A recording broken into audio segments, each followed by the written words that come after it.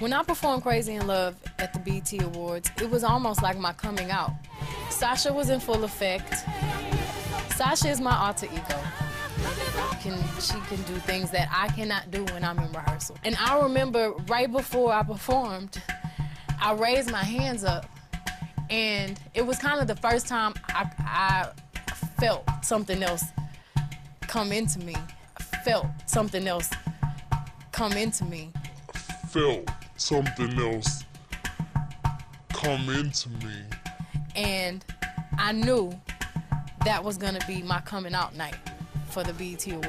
Hey guys, it's Neffy. Thank you for joining me once again. As you guys know, I'm an urban apologist. I answer questions related to being black and being Christian. And so today, this black Christian is going to answer for you the question of what is going on in Beyonce's Black is King visual album. Let's call it that, okay? All right, so we're going to be discussing Yoruba, the religion of Yoruba. For disambiguation, I want you to know that Yoruba also refers to a group of people, their language, and their religion. But today we're going to be talking about their religion, which is also known as Ifa. If you haven't seen my Iyan Levanzant video, I suggest you go watch that because I give you a lot more breakdown, but I'm trying to keep this video a little shorter, okay? Now, just for general purposes, Yoruba actually is a religion. People like to say it ain't a religion, but it's a religion that worships one supreme god and then a pantheon of lower level gods, which are known as orishas.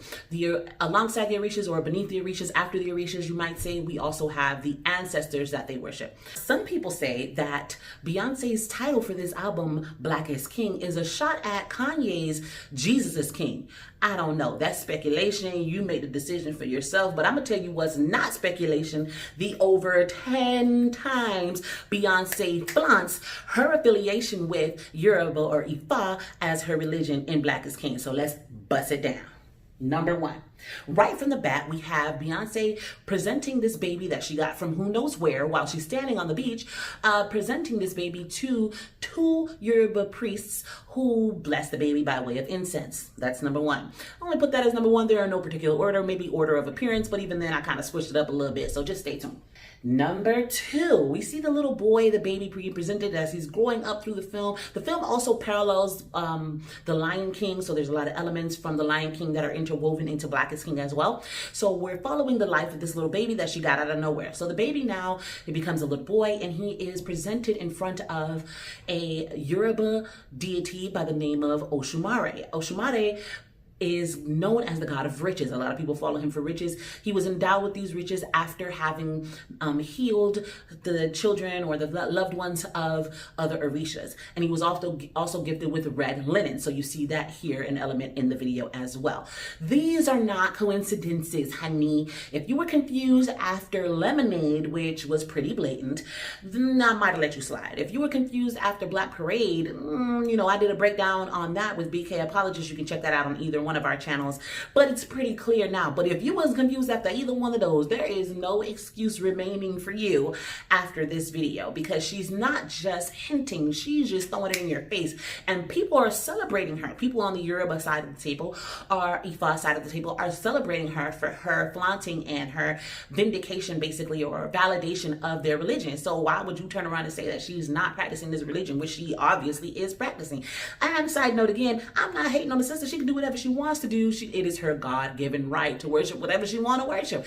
I'm just saying that for Christians, we need to be able to peep game. Number three, I am Beyonce Giselle Knowles Carter. Why would you try me? Why would you bother? I am Nala, sister of Yoruba, Oshun, Queen Sheba.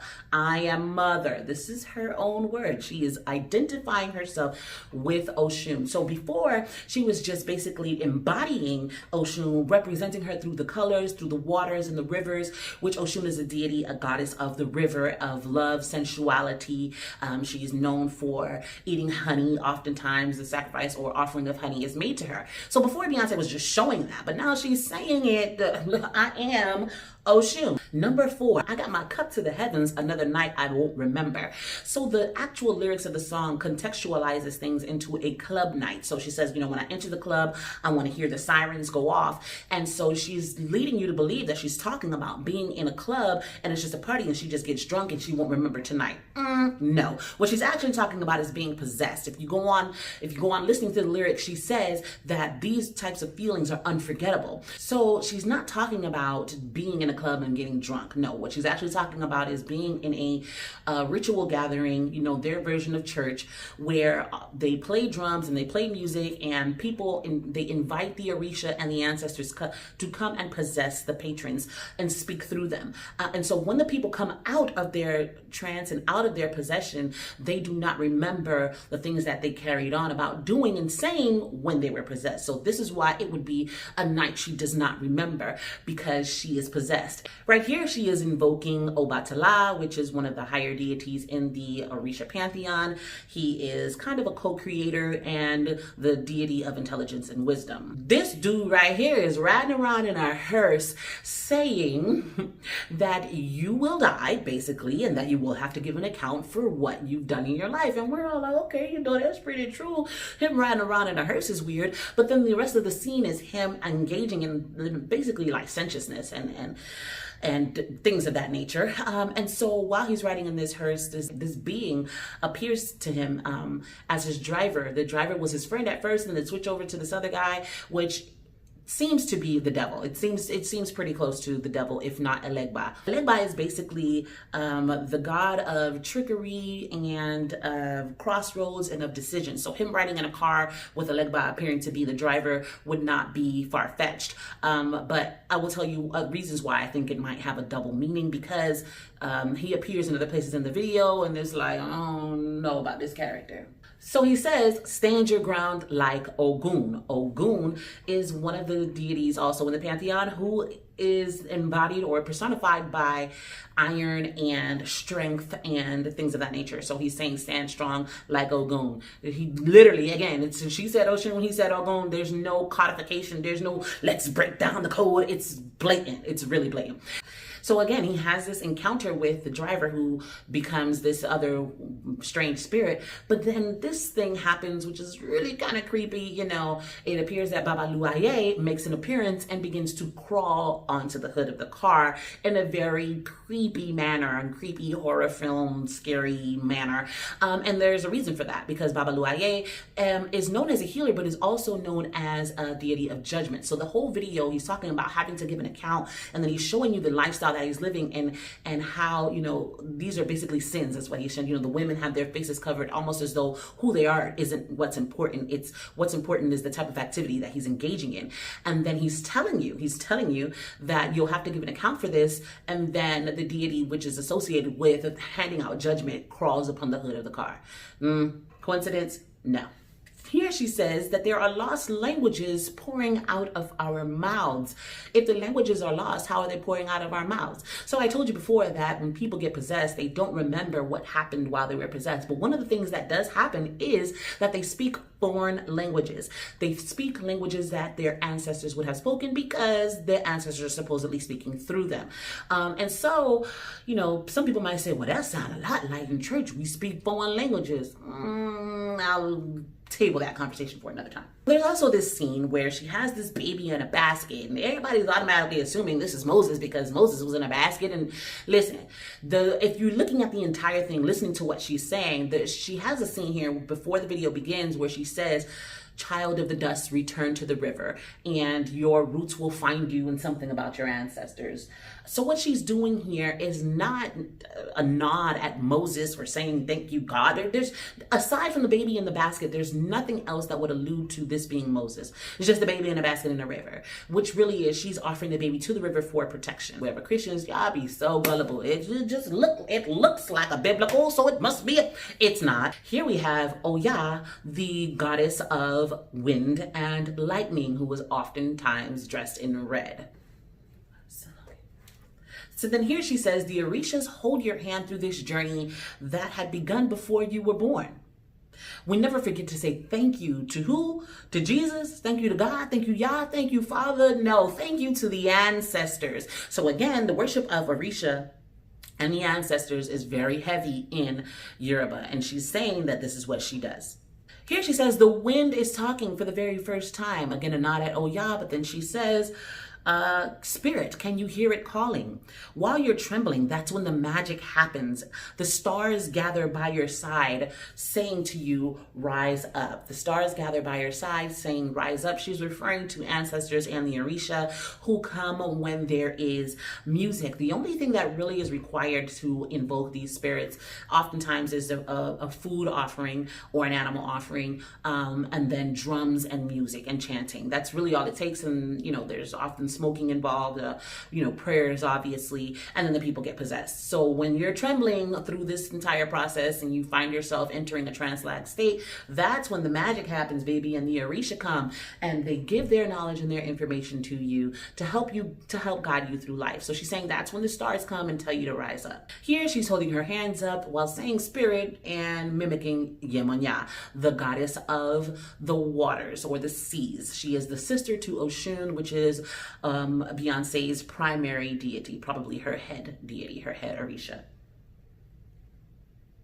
Let's not forget the Ibeji, here represented several times throughout the video, just making random appearances. They represent duality, balance, and are the children of Shango and Oshun. For number 14, we have the sky kneeling before a woman who paints his face before he goes floating off into space while Beyonce talks about ancestors. Bonus material. 7 times the Bible is either brought up or implicated in Black is King. So all y'all who wanted to see the Christian stuff, let's get into the Christian stuff, because you know Beyonce was a Christian, right? In her very first track, right after she offers that baby, she goes and says, the track is called Bigger. She says, you're part of something bigger. If you think you're insignificant, think again. You're not just a speck in the universe. You're not just a Bible verse. You are the living word. You are the living word. Jesus is the living word. Girl, what are you talking about? But the Bible makes an appearance. So there you go for those of you who wanted to hold on to her for dear life and pretend that she's still a Christian, even though she's blatantly telling you she's not. Here's something I thought was very interesting. In Luke chapter 10, verse 18, Jesus says, I beheld Satan as lightning fall from heaven. And here you have this baby who is the child throughout the film who grows up to be a man. The person whose journey we're following falls from heaven. He flew out of heaven literally like lightning. And then when he lands, you don't see a baby, you just see sparks of fire. And she's clothed in this garment, which she then takes off and reveals her body covered in green and black paint. And she begins to kind of dance naked, basically. But what I thought was interesting is that it appears to be an allusion to the Bible, where it talks about how Adam and Eve realized that they were naked after they ate the fruit. This should be no surprise to y'all. Jay-Z calling himself God in the XY, God in the flesh, XY chromosomes. This lovely lady says, in the jungle ain't no Bible, ain't no remorse, the sin is final. I found all my own disciples. This girl, no white angels, just albinos, this girl. Yeah, listen, people want to talk about the demonization of Africa. This is clearly demons, baby. They got their heads and necks rolling all over the place. They chasing her in the dark. She herself is saying that she has nothing to do with the Bible. Obviously, this is not angelic or holier or just even cultural. This is weird. Here, Beyonce depicts herself as the Madonna, the Black Madonna, or the Virgin Mary carrying her babies in almost complete, exact replica. But, you know, people do that. I'm just saying, here's where Bible makes an appearance. This lovely lady says, my inner demons have awakened. And you wouldn't know she was saying that because she's speaking it in another language, which isn't English. And I wouldn't have known it if I hadn't had the captions on. So people, while we're sitting here watching these videos and we're just being so thoroughly entertained by all the great visuals and the cultural expressions and the people chanting to the ancestors in the clouds in a different language while you're not paying attention, I actually stopped the video a couple of times and looked up what the people were saying. In that scene in the Moses lookalike video, the people where she was chanting ancestors in the clouds, and she's dressed in a very white poofy outfit as though, you know, resembling the clouds. And so again, she's nodding at her ancestors, but it's not just it's not a secret, it's not just a nod. This is what she's worshiping, and then she's letting you know. So that was over 10 times she referred to her religion and letting you know that she's worshiping it and that she good with it, and that's what you want to do you, sis. But as for me and my household, we gonna serve the Lord. Stay Christian, stay black, stay woke. I just think it's interesting how Beyonce pretty much gave a cameo appearance to all of the major Orisha, and some of y'all still gonna say she is not an adherent to Yoruba. Anyway, if you like this video, like, comment, subscribe, share. Check me out on my other platforms. Jesus is God. You feel me?